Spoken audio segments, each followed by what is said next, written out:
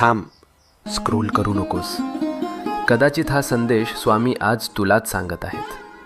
आपण सगळे प्रार्थना करतो ना, रात्री उशीवर डोकं ठेवल्यावर मनातलं सगळं देवाला सांगतो आणि मनापासून अपेक्षा करतो की उद्या काहीतरी बदल होईल.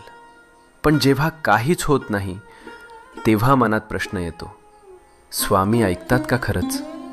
ऐक, स्वामी नेहमी उत्तर देतात. फक्त उत्तराची वेळ आणि भाषा आपल्याला लगेच कळत नाही.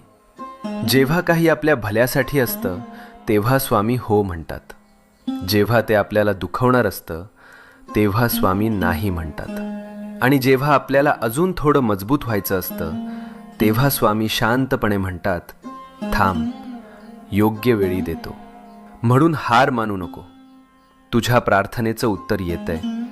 फक्त थोडा विश्वास, थोडा धीर, मनात शांतपणे